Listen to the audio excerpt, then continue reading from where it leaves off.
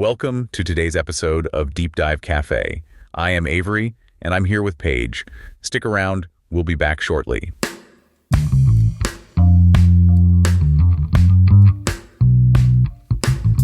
All right, everybody, welcome back. We are ready to jump into another deep dive. Yeah, let's do it. And today we're headed all the way to Ghana Sounds good. to take a look at how their central bank is trying to make the banking sector a little bit more stable. Yeah, the banking sector has had a rough few years, so this is definitely an important topic. It really is. And, this is something that a lot of you have been asking about. Definitely. And luckily, we have some pretty interesting source material to dig into today. Yeah, we've got this great speech that was recently given by the governor of the Bank of Ghana. Oh, right, Dr. Ernest Addison. Yeah, exactly. And we've also got some comments from the president of the Chartered Institute of Bankers. Excellent. Okay, so let's start with the governor's speech then. Yeah, so one of the things that really stuck out to me from the governor's speech was this emphasis on structural problems within the banking sector. Okay. And he's not talking about, like small temporary issues. Right. He's talking about like deep-rooted vulnerabilities that threaten the stability of the entire system.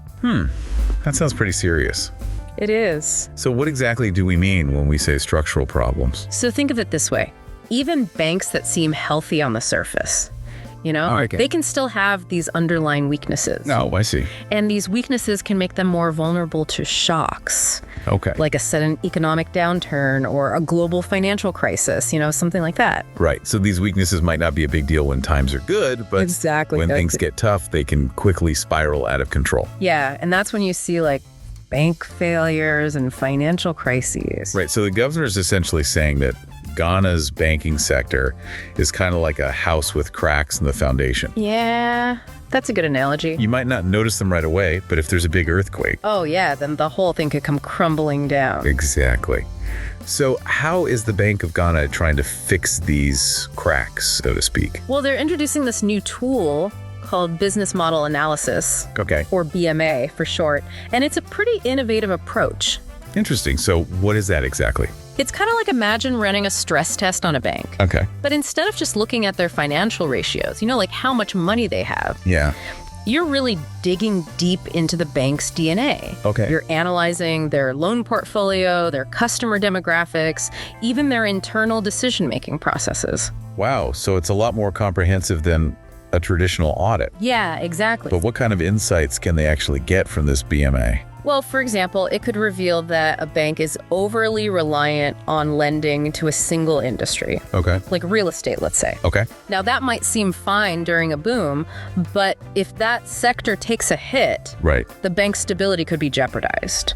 Makes sense. BMA can also identify things like operational inefficiencies or, outdated technology that could hinder a bank's ability to adapt to changing market conditions. Gotcha. So it's basically giving them a much more granular view of the bank's operations and potential risks. Exactly. So is it something that the Bank of Ghana is actually going to implement? Well, yeah, they're serious about this. Oh, yeah. They're serious about Yeah. this. Okay.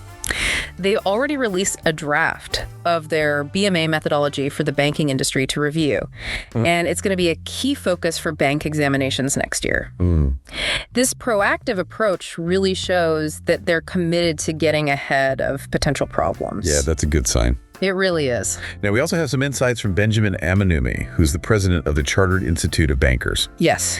And he's voiced concerns about the rising levels of fraud in the sector. Yeah, that's a really important point. So do you think there's any connection between these underlying vulnerabilities that the governor was talking about and the increase in fraud?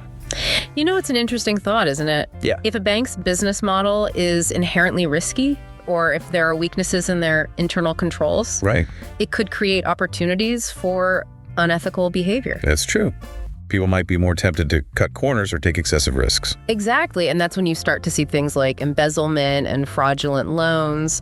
So by strengthening the banking sector's overall health through BMA, Yeah. the Bank of Ghana could indirectly be addressing the issue of fraud as well. Precisely. It's all connected. It's like a holistic approach to creating a more stable and trustworthy banking system. Exactly. Well, this deep dive has definitely been insightful. Yeah, it has. It's really fascinating to see how the Bank of Ghana is taking these innovative steps to try to protect their banking sector. Yeah, I'm curious to see how this BMA thing plays out. Me too. It's a really novel approach. For sure. And it makes you wonder, could this type of in-depth analysis of business models be useful in other industries as well? That's a good question. Like, could we adapt to BMA to identify potential risks in sectors like healthcare, energy, or even government?